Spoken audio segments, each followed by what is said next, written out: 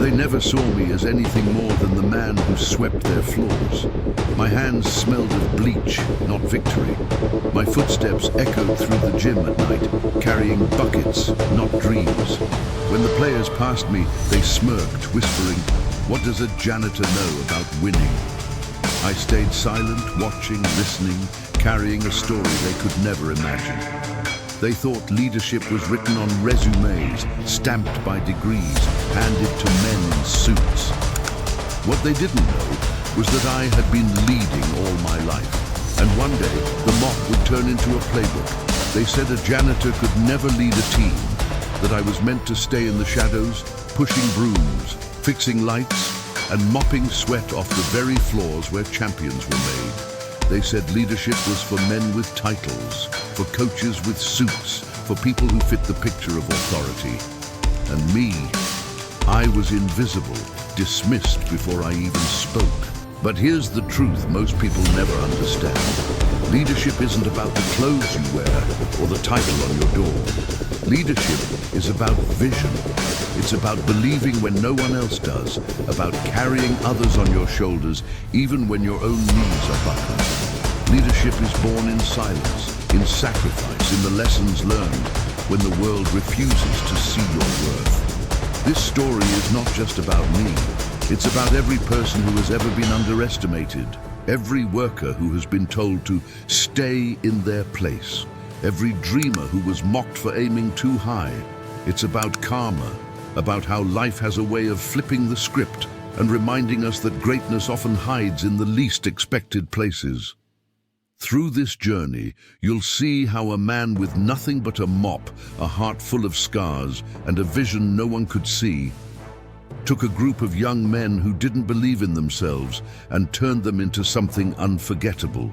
You'll witness how respect is earned, not demanded, how authority can come from humility, and how a team no one believed in reached glory under the guidance of the man they once laughed at. So if you've ever been underestimated, if you've ever felt invisible, this story is for you. Before we dive in, I want to ask something from you. If you believe stories like this deserve to be told, hit that like button, subscribe to Beyond the Game, and share this video so more people can feel this message. And in the comments, let me know, which city and country are you watching from? Because this isn't just my story, it's our story.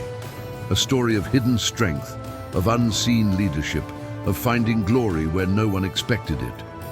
Every morning before the sun rose and before the players arrived, I was already in the gym. The smell of bleach clung to my uniform, the mop water stained my shoes, and the echo of my bucket wheels followed me like a soundtrack. To them, I was just a shadow in the corner, a man pushing a broom across polished floors. No one asked my name. No one asked my story. When the athletes came in carrying their duffel bags and their pride, they walked past me as if I didn't exist.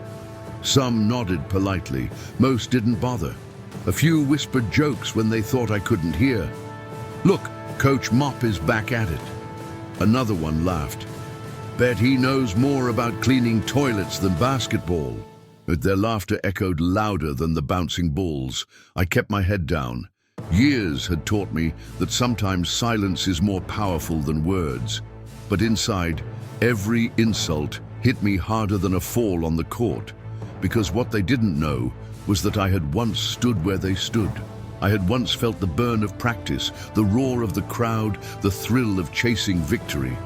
My life hadn't always been measured in bleach stains and broken mops. They thought they were seeing all of me, but they were only seeing the uniform. I watched their drills while I swept the sidelines. I studied their mistakes while I emptied trash bins. I saw their frustration when they fought among themselves, their selfishness when one refused to pass the ball, their lack of discipline when they jogged instead of sprinted. The coaches barked orders, but their words didn't cut deep. The players tuned them out, drifting further from unity. And in my silence, I began to understand something. This team wasn't failing because they lacked talent. They were failing because they lacked vision. They needed someone who could see beyond the scoreboard, beyond the egos, beyond the uniforms, someone who knew what it meant to fight for more than just points. At night, when the gym was empty and the echoes had died, I would stand under the hoop with my mop leaning against the wall. I'd close my eyes and hear the ghosts of the past. The cheers of games I once played, the voice of the coach who believed in me, the sound of sneakers squeaking like music on the hardwood. My hands itched, not for the mop, but for the ball. And in those quiet nights, the dream I thought was dead began to stir again. One evening, as I scrubbed the locker room floors, I overheard two players complaining. "Coach doesn't know what he's doing. We're never going to win like this." The bitterness in their voices was heavy, but underneath it I heard something else. Desperation. These boys wanted more. They wanted to believe in something. They just didn't know how. I thought about stepping in, saying something, reminding them that winning wasn't just about plays and drills.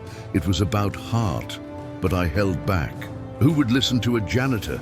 Who would take advice from the man holding a mop instead of a whistle? The truth was, I knew the answer before they even asked the question. Leadership doesn't come from a title. It comes from vision. And though I wore a uniform that made me invisible, my eyes still saw everything. One night, as I was locking up the gym, I paused at the coach's office. The whiteboard inside was covered with messy scribbles, plays half-drawn, erased, redrawn, abandoned. I stared at it for a long time. Without thinking, I picked up a marker and began to sketch.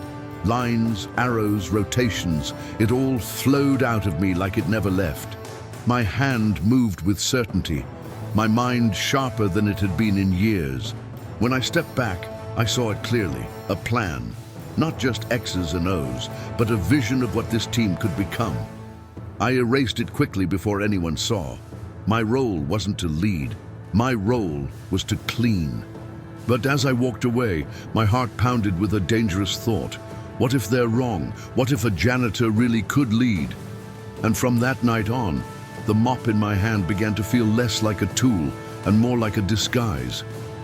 Most people thought I wasn't paying attention. To them, I was just background noise, the squeak of a mop, the slosh of dirty water, the faint smell of bleach lingering in the air. But I was watching, always watching. From the corners, from the shadows, from behind the glass of the trophy cases that hadn't held new medals in years. I saw things no one else noticed, because no one else cared to look closely enough. When the players filed in for practice, their swagger filled the room before they did. Jerseys untucked, headphones blasting, laughter covering up insecurity. They thought talent would carry them, but talent without discipline is a ship with no compass. I could see it every time the ball left their hands. Lazy passes, selfish shots, feet dragging on defense. They had skill, yes, but they lacked hunger. The coach yelled from the sidelines, clipboard in hand, but his words bounced off them like rubber balls. He barked orders, they rolled their eyes. He drew plays, they ran them half-heartedly. They weren't afraid of him, and without respect, there was no leadership. I swept along the edge of the court, my ears catching every word, my eyes catching every flaw. I knew which player hogged the ball to feed his ego. I knew which one gave up when things got tough. I knew who pretended to be tough but crumbled inside when challenged. And I knew who had heart, the kind of raw fire that, if guided, could light up the whole team. They thought I was invisible, but invisibility is the perfect vantage point. I remembered my own days on the court. How one selfish player could sink the whole team. How one leader, even without scoring a point, could change everything. I remembered the words of my old coach, the one who believed in me. Leadership isn't about being the best. It's about making everyone else better. That truth had carried me through battles far harder than any game. So I watched, I learned. Every practice became a study session, every game a classroom. I memorized their habits, their strengths, their weaknesses. I didn't need a whistle to know what was wrong. I could see it in their body language, in the slumped shoulders after a turnover, in the forced smiles when they lost again. And they lost often. The crowd stopped showing up. The bleachers grew emptier with each game.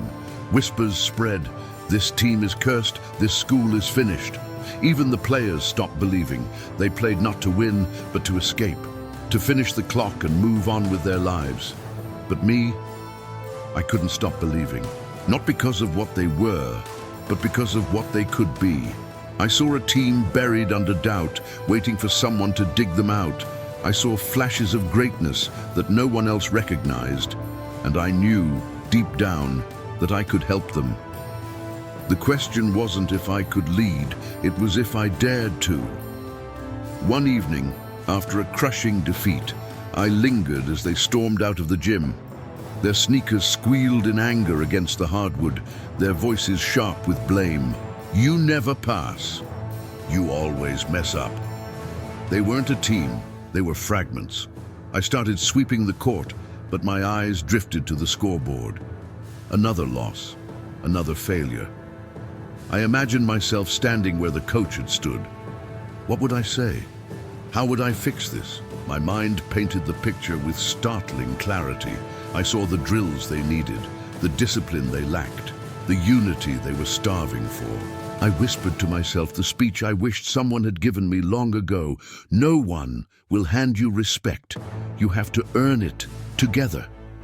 But when the doors opened again and the real coach walked in, my vision vanished. I went back to pushing the mop, hiding behind silence. The truth burned in my chest. I had the answers, but no one would listen.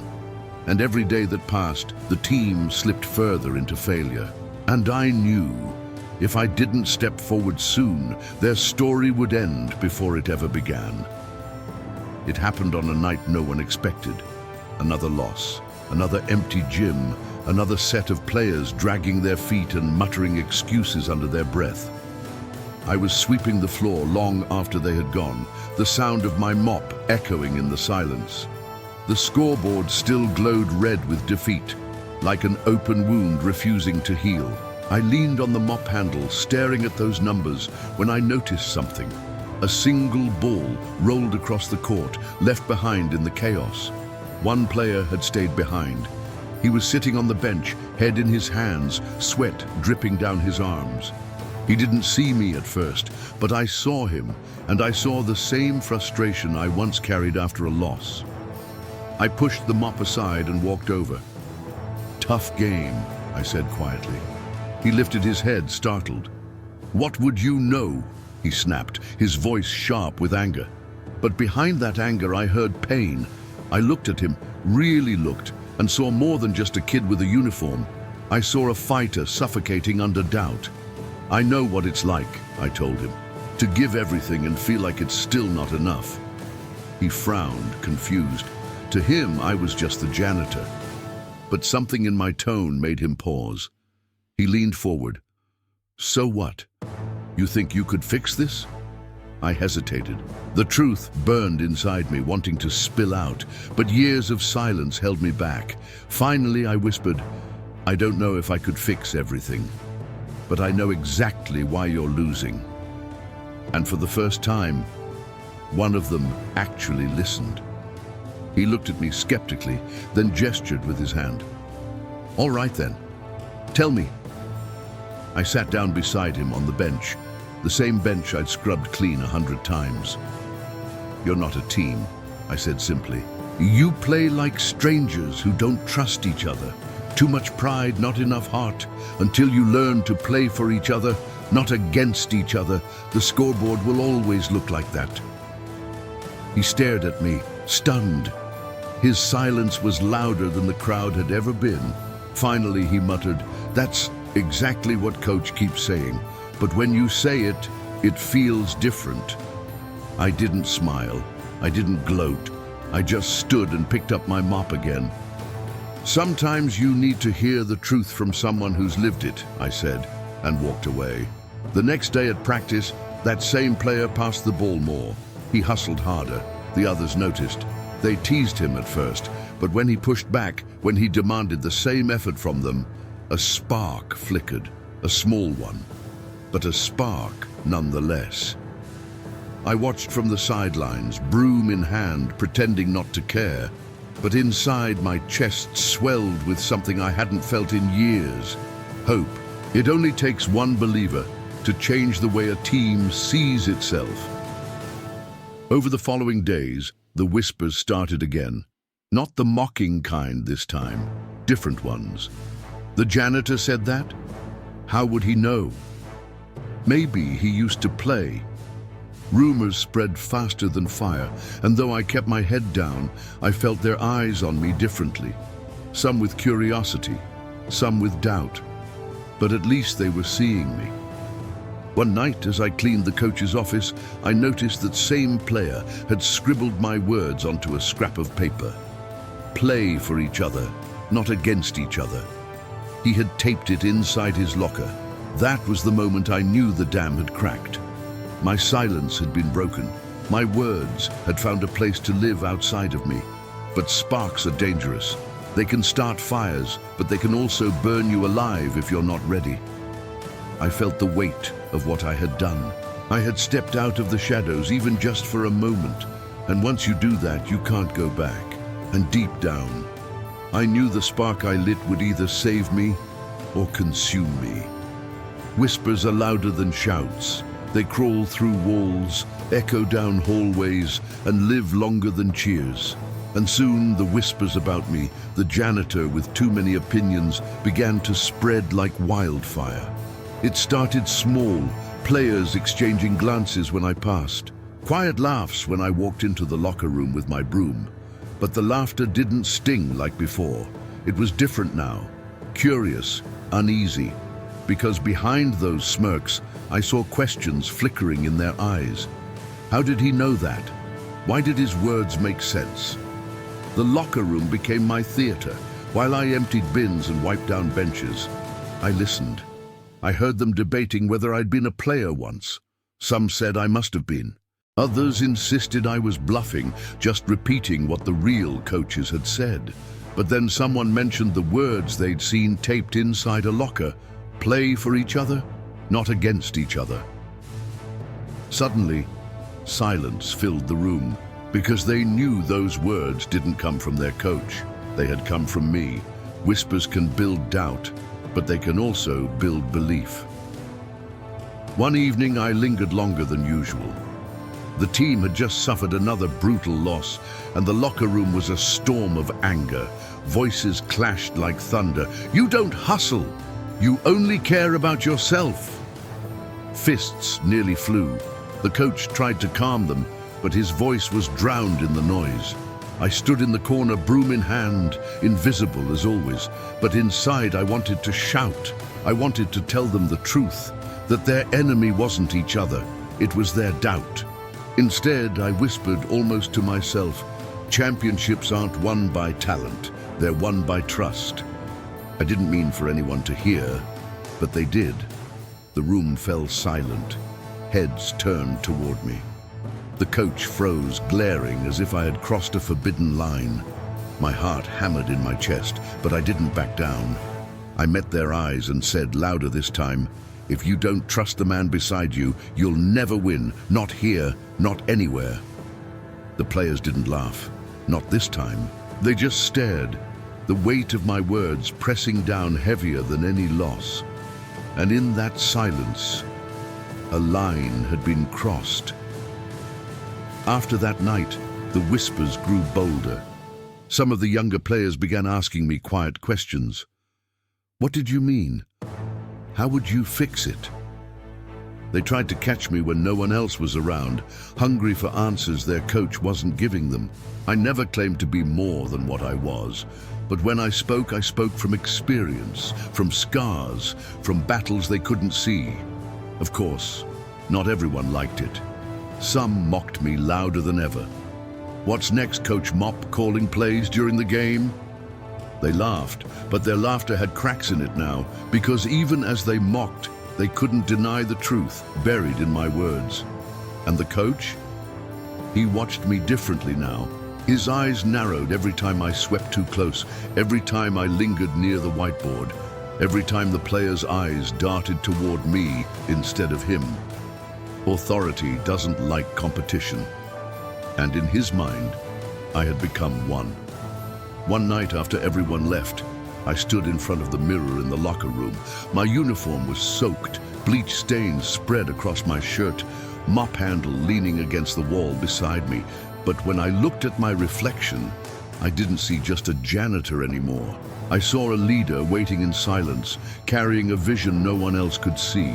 And I realized then, whispers can either bury you or crown you. Respect is dangerous. Once people start giving it to you, others begin to wonder why. And in a place like that gym, respect wasn't free, it was currency. I noticed it first in the eyes of the players. They didn't look through me anymore. They looked at me. Some nodded when I passed. Some even asked questions, quietly, as if afraid the walls might overhear. What did you mean by trust? What drills would fix our defense? Their voices were hesitant, but their curiosity was real. The coach saw it too. His glances grew sharper, his jaw tighter. To him, I wasn't a man with a mop anymore. I was a threat. Authority doesn't like shadows suddenly stepping into the light. And though I never tried to challenge him, every word I spoke, every whisper that spread, chipped away at his control. One day at practice, the team dragged through another sloppy drill. The coach shouted, veins bulging in his neck, but the players only went through the motions. I kept sweeping the sidelines, pretending not to care, but when the ball rolled near me, instinct took over.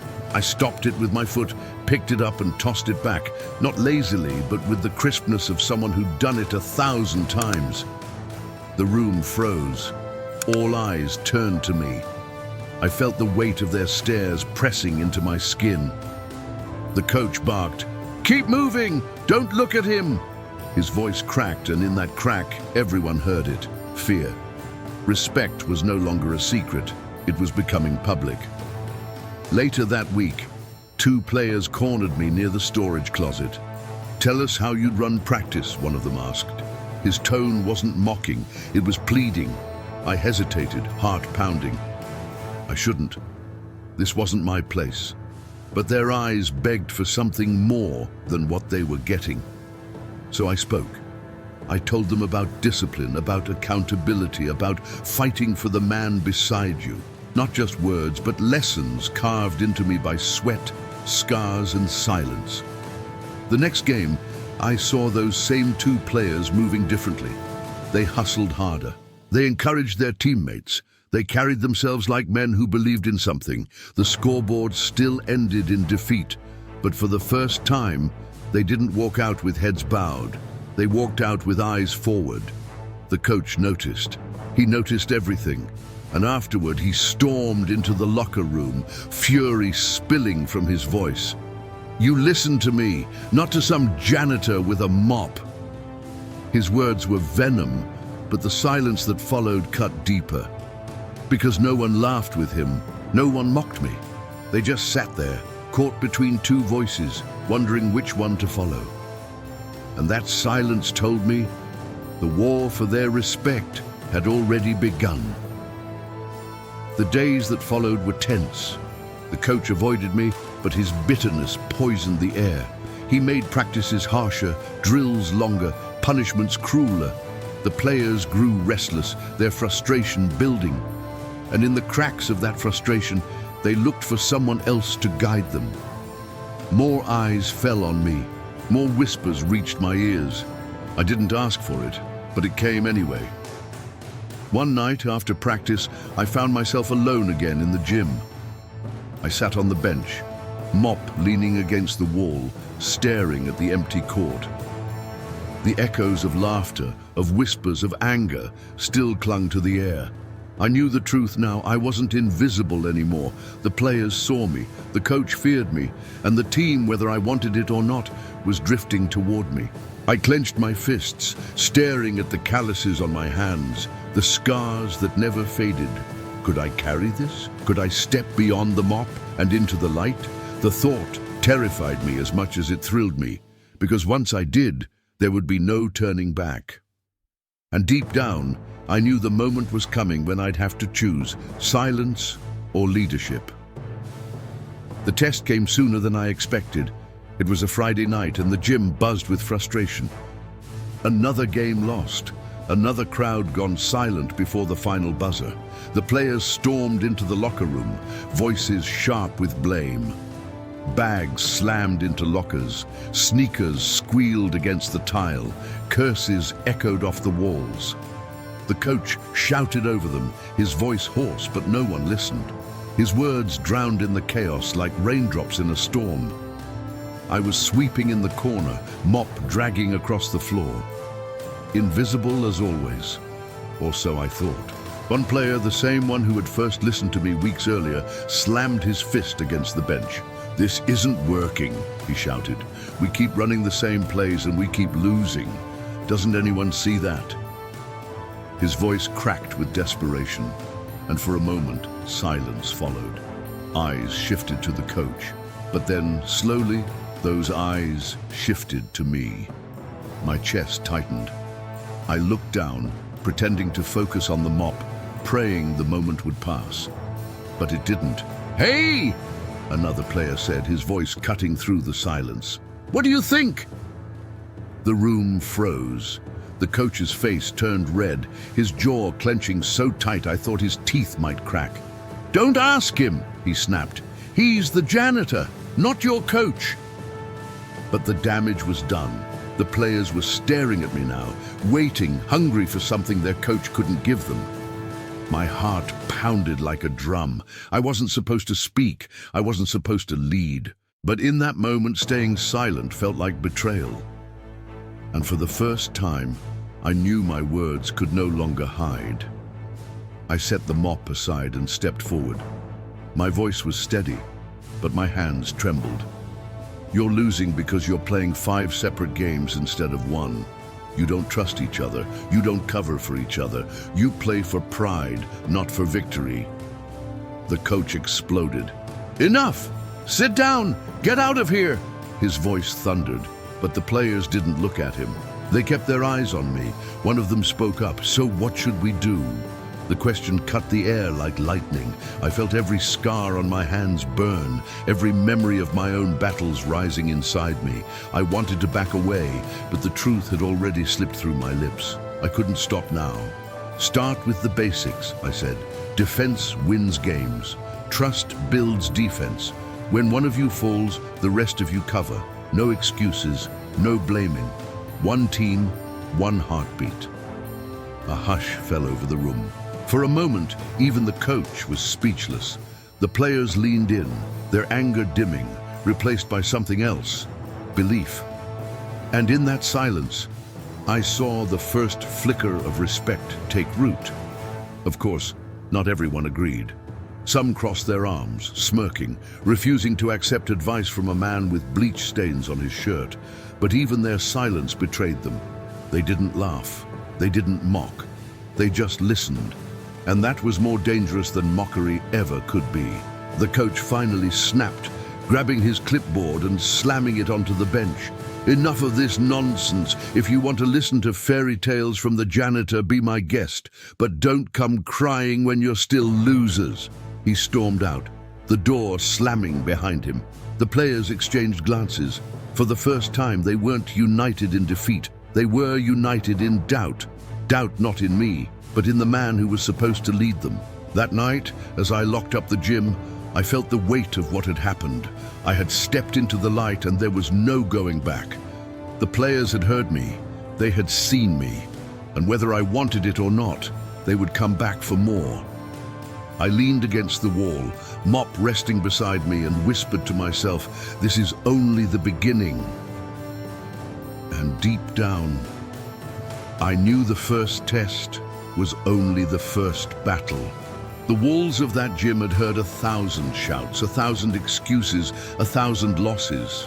But now they were hearing something new, my voice. Not loud, not commanding, but steady. And somehow, steady was enough.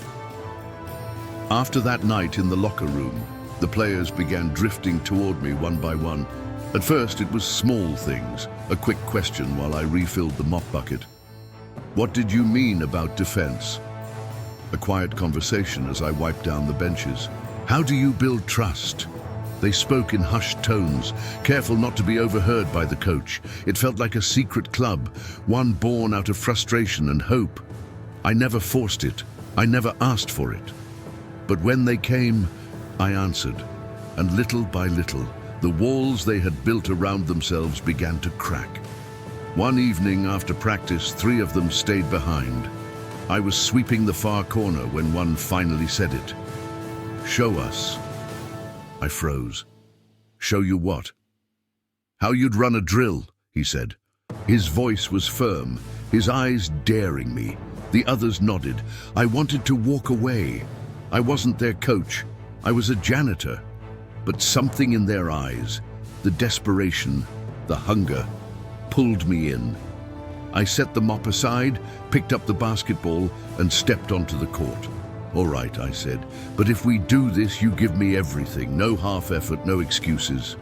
They nodded. I started simple. Defensive slides, communication drills, passing until their arms burned. I barked corrections, not as a tyrant, but as someone who had lived it. Eyes up, talk to each other. Don't play like strangers, play like brothers. Their sneakers squeaked against the hardwood, sweat dripping, lungs heaving. And when they finished, something changed. They didn't look broken, they looked alive. And in that moment, I saw the first wall begin to crumble. Word spread quickly. More players stayed after practice. Soon, half the team was working with me in the shadows of the empty gym, long after the coach had left. We pushed harder than they ever had before, but they came back night after night, not because they had to, but because they wanted to. The coach noticed the change. Players moved sharper, spoke louder on defense, encouraged each other instead of tearing each other down. But he didn't know why. Not yet. I knew it wouldn't stay secret forever. And part of me dreaded the day it came out. But for now, I focused on building. Every night, brick by brick, wall by wall, I rebuilt them, not just as players, but as a team. One night, after a particularly brutal set of drills, one of the youngest collapsed on the bench, gasping for breath. He looked at me with wide eyes and whispered, "Why are you doing this? You don't have to help us." I knelt beside him. "Because someone once did it for me," I said. "And because one day you'll understand that real leadership isn't about titles. It's about sacrifice." His eyes softened, and I knew the wall inside him had cracked too. And I realized they weren't just listening, they were believing. The secret practices grew louder, bolder. The players joked less and sweated more. They stopped pointing fingers and started lifting each other up. The walls that once divided them, the egos, the blame, the doubt were breaking. And in their place, something stronger was rising. But I wasn't naive. I knew respect comes with a cost. And soon, someone would force me to pay it. One night, as the last of the players filed out, I stayed behind to clean. The gym was quiet, but not empty. I felt eyes on me. Turning, I saw the coach standing in the doorway, arms crossed, expression dark. "How long?" he asked coldly. "Have you been playing coach behind my back?" My stomach dropped. The walls we had built together were about to be tested, not by drills, not by games, but by truth. And deep down, I knew the walls we were breaking might soon come crashing down on me. The night he finally confronted me, the gym felt colder than usual. The players had already left, their sweat still staining the hardwood, their laughter echoing faintly outside. I was pushing my mop across the court, lost in thought, when the doors slammed shut behind me. He stood there, the coach, arms folded, eyes hard, jaw tight. For years, I had been invisible to him, a background figure, a shadow with a broom, but tonight his stare cut through me like a blade. "How long?" he demanded. I froze. "How long what?" His voice dropped, low and sharp. "How long have you been playing coach behind my back?" The mop handle trembled in my hands. I wanted to deny it, to slip back into silence, to keep the disguise intact. But denial would have been a lie, and lies had no place in what we had built. I looked him in the eye and said the only truth I had, long enough to see what this team really needs. And in that moment, there was no going back. His face turned crimson. You think you know better than me? You think a janitor with a mop can lead men where I can't? I didn't answer. Silence again became my shield. But sometimes silence is louder than words. He stepped closer, his voice rising. Do you know what you're doing? You're undermining me. You're turning them against me. I finally spoke. No, I'm turning them toward each other, something you stopped doing a long time ago. The words tasted dangerous in my mouth, but they were true. And from the way his eyes flickered, I knew he felt the truth sting. The tension grew heavier, thick as smoke, but before he could unleash another fury, the doors creaked open. A handful of players had returned for their forgotten gear. They froze, watching us, sensing the storm. Their eyes darted between him and me, waiting to see which man would rise and which one would break. And just like that, the confrontation wasn't private anymore. The coach turned to them, forcing a smile that didn't reach his eyes. Go on, boys, don't mind us. But the boys didn't move. Their silence was deafening. I set the mop aside and faced him fully. My voice was calm, but my chest burned with fire. You want authority? Earn it. These kids don't need a man with a title. They need a leader with a vision. The players glanced at each other, eyes wide. They weren't laughing anymore. They weren't mocking. They were witnessing. The coach's fists clenched, his breath ragged.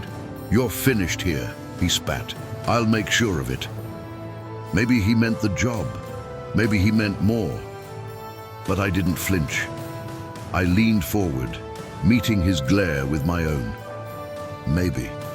But if I'm finished, then so are they. Because the only thing keeping them alive right now isn't your playbook.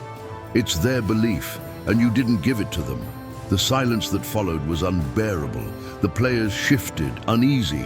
The coach stormed out, his footsteps heavy, the door slamming like a gunshot behind him. The gym fell still again. The boys looked at me, unsure, waiting for me to explain. But I didn't. I picked up the mop, pressed it to the floor and went back to cleaning. Because sometimes leadership isn't about speeches. It's about standing your ground when the storm hits. And I knew then the battle had only just begun. After that confrontation, the air in the gym felt heavier. The walls themselves seemed to carry the tension, as if they were waiting to see who would break first, the coach or me. The players came to practice, but the energy was different now. They weren't just running drills, they were watching. Every whistle, every correction, every word from the coach, they weighed it. And when their eyes drifted toward me, standing on the sidelines with my mop, I felt the weight of their decision forming. At first, they tried to keep it quiet. A nod in my direction after a successful play. A whispered, like you said, when a defensive rotation finally clicked. They weren't ready to make it public. Not yet. But I could see it, the shift in their loyalty. The coach noticed too. His voice grew harsher, his punishments sharper. He pushed them to exhaustion, hoping fear would restore control. But fear is fragile when belief has already taken root, and belief was growing. The question wasn't if they would choose, it was when. It happened after another crushing loss, one that left the locker room in ruins. The coach stormed in, clipboard in hand, veins bulging in his neck. He berated them, called them selfish, lazy, hopeless. His words hit like fists, but instead of breaking them, they pushed the players further away. And then it happened. One of the seniors, one of the captains, stood. He looked the coach dead in the eye and said, "We've been listening, just not to you." The room went silent. Every player froze. The coach's face turned pale, then red, then pale again. "What did you say?" he growled. The captain didn't flinch. "We've been listening to him." He pointed, not at the assistant coach, not at anyone on the staff. He pointed at me. The mop slipped from my hands and clattered to the floor. And in that moment, the choice was no longer a secret. The coach exploded. "This is madness. He's a janitor. He doesn't know the first thing about leading a team." But the players didn't waver. One by one, they stood. Not all at once, not in perfect unity, but enough to show where their faith lay. They weren't choosing out of rebellion, they were choosing out of belief. I felt my chest tighten, my throat dry. I hadn't asked for this, I hadn't sought it, but it had found me. The coach stormed out, slamming the door so hard the walls rattled. The room stayed silent, every player looking at me. I wanted to tell them no. I wanted to push it away, to retreat into silence, but I saw their eyes that had once mocked me, now searching for something more. I stepped forward slowly, my voice barely above a whisper. "If you're serious about this, then we do it together. No more half effort, no more excuses. From now on, you give me everything or you give me nothing." They nodded. No one laughed, no one doubted. That night we stayed in the gym long after the lights should have gone out. We ran drills until their legs shook. We shouted until their voices cracked. We pushed each other until sweat pooled on the floor. And for the first time, it didn't feel like work. It felt like family.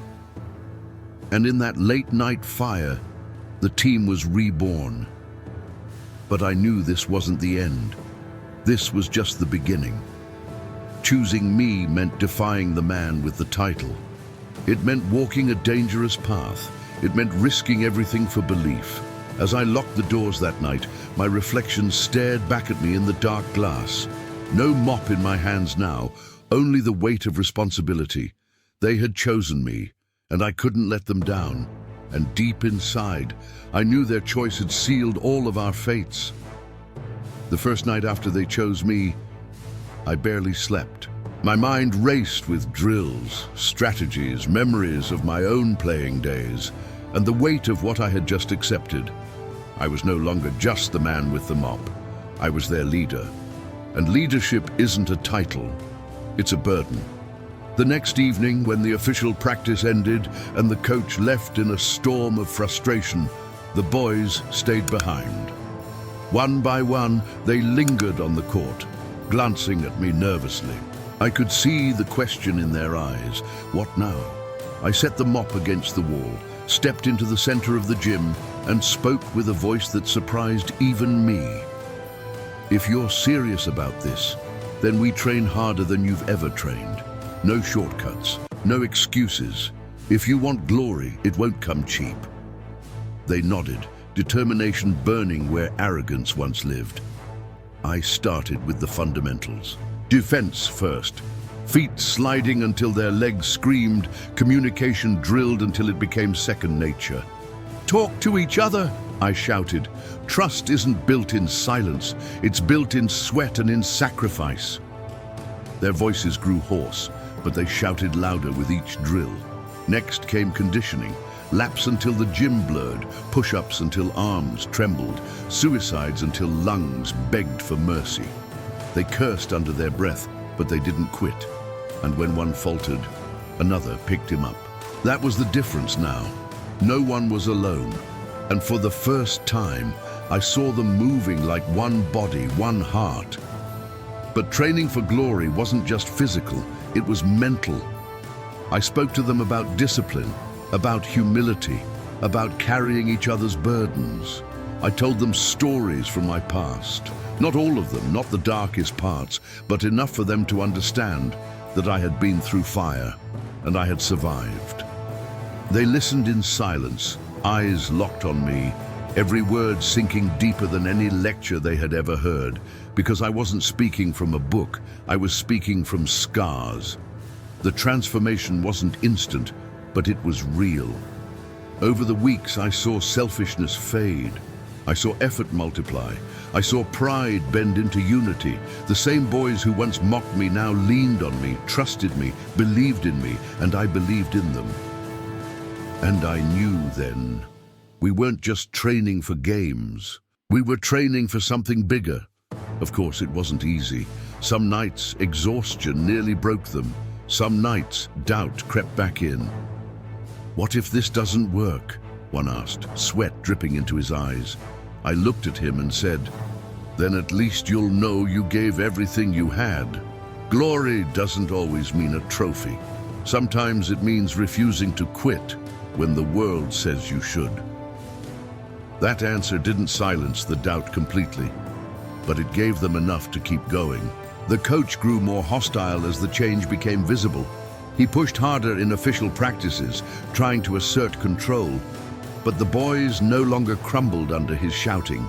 They absorbed it, then came back to me at night to sharpen what really mattered. I could feel the war building, but I also knew the tide had already turned. One evening, after an especially grueling session, the boys collapsed onto the floor, gasping for air. I looked at them, pride swelling in my chest. "Look around you," I said. "You're no longer a group of individuals. You're a team, and that's something no scoreboard can measure." They sat up slowly, nodding, the fire in their eyes undeniable. For the first time, I truly believed what I had been afraid to admit. This team could be champions. And deep inside, I realized we weren't just preparing for games, we were preparing for destiny. Game night always carried a different kind of electricity. The bleachers filled, the band played, the crowd buzzed with energy, but for weeks that electricity had soured into disappointment before the final buzzer. The students stopped showing up. The parents sighed before the game even began. The team had become a symbol of failure, but this night felt different. As I swept the sidelines before tip-off, I saw it in their eyes. The players didn't shuffle onto the court like before. They marched. Their shoulders were squared, their eyes sharp. They weren't just wearing jerseys, they were wearing belief. The whistle blew, and instantly I knew something had changed. Defense that once sagged like a broken gate now snapped shut like steel bars. Players shouted to each other, calling switches, covering gaps, moving like one living organism. The selfishness was gone. Pride had been stripped away. In its place was unity. The crowd noticed too. Whispers of surprise turned into cheers. "Who are these kids?" someone shouted. The scoreboard ticked forward, not in our usual slow crawl, but in bursts of energy that shook the gym. The coach barked from the sidelines, clipboard in hand, pretending this transformation was his doing. But the players didn't look at him anymore. They looked at each other, they trusted each other, and every pass, every screen, every defensive stop was proof of it. And in that first quarter, the impossible didn't feel impossible anymore. By halftime, the score was close, closer than it had been in months. The crowd leaned forward, buzzing with disbelief. Students who had come expecting another loss now shouted louder than they ever had. The gym felt alive again. In the locker room, the coach ranted about strategies, about adjustments, but I saw the players stealing glances at me. I kept my head down, mop in hand, but when they left, one of them whispered, "We've got this," just like you said. The second half was a war. Every possession mattered. The opponents were bigger, faster, more polished, but my boys fought with something deeper, heart. They dove for loose balls, they took charges, they bled for every point. The crowd roared with every hustle play, every sign that this wasn't the same broken team they had written off. And in those minutes, I saw boys turning into men. The final buzzer didn't bring victory, not yet. We lost by a few points. But when the scoreboard flashed, the crowd didn't boo. They stood, they clapped, they cheered. For the first time, they weren't applauding the other team, they were applauding us. The players walked off the court with their heads high. No shame, no excuses, just pride in knowing they had fought like a team. And I knew deep inside that this was more than a game. It was the moment belief turned into proof. That night, as I mopped the court in the silence after the crowd left, one of the seniors stayed behind. He walked up to me, sweat still dripping down his face, and said, "We didn't win on the scoreboard tonight, but we won something bigger." I looked at him, my throat tight, and nodded. This is just the beginning. And in that moment, I realized the turning point wasn't a win, it was a choice to never go back. The night of glory didn't arrive with fireworks or grand announcements. It came with sweat, silence, and a question whispered across the gym. Can they really do it? The stands were packed tighter than they had been in years. Students filled every row, parents leaned forward in nervous anticipation, and even old alumni came back to see if the rumors were true. A janitor leading a broken team. No one believed it, until now. I stood at the edge of the court, mop tucked away in the storage closet, but the weight of it still heavy on my shoulders. My uniform was the same, faded and stained, but my role had changed forever. The boys weren't looking at the coach anymore. They were looking at me. The game began like a storm. The opponents were taller, stronger, favored to win by miles, but my boys didn't flinch. They matched every basket with grit, every push with fire. Their defense was suffocating, their trust unshakable. I saw them diving across the hardwood, shouting for each other, playing like brothers who had bled together. And in those first minutes, I knew this wasn't the same team the world remembered. By halftime, the score was tied. The crowd buzzed with disbelief, their energy turning into something more. Faith. Whispers became chants, chants became roars.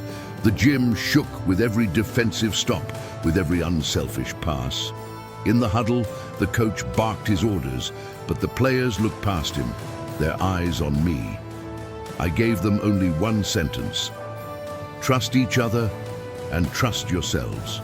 The second half was chaos, bodies colliding, sweat flying, the scoreboard ticking like a drumbeat. Every possession felt like a war. The opponents expected us to crumble, but instead we rose higher. For every shot they made, we answered. For every push, we pushed harder. And then came the final seconds, tie game, clock winding down, the ball in our hands. The gym fell silent, the weight of destiny hanging in the air. I didn't shout, I didn't call a play, I didn't need to. They already knew what to do. The pass was sharp, the screen solid. The shot left his hands as the buzzer screamed through the arena. The ball arced high, kissed the rim, and dropped through the net. Pandemonium. The crowd erupted, the floor shaking under their feet. Students stormed the court, parents wept, strangers shouted our name. The scoreboard flashed victory, but what I saw on those boys' faces mattered more than any number. Pride, unity, belief. And in that roar, I knew glory had finally arrived. As the crowd lifted the players on their shoulders, someone pulled me forward. The cheers didn't fade, they grew louder. "Coach! Coach!" they shouted, not for the man with the clipboard, but for the man with the mop. Tears burned my eyes as I stood in that storm of voices. I thought of the nights alone in the gym, of the whispers, of the mockery. I thought of the weight of silence I had carried for years. And I thought of the moment they finally saw me, not as a janitor, not as invisible, but as what I had always been, a leader. The coach disappeared into the shadows that night, but I stayed. I stood with the boys who had chosen to believe, who had given me a second life, and together we held glory in our hands. And deep down, I knew this wasn't just their victory, it was mine too. I subscribed to Beyond the Game and turn on notifications so you don't miss the next story that proves greatness is often disguised in the ordinary. Hit the like button if you believe leadership is earned, not given. And in the comments, tell us the city and country you're watching from. We want to know where this message of resilience and redemption is reaching. Together, let's build a space where every overlooked story finds its voice.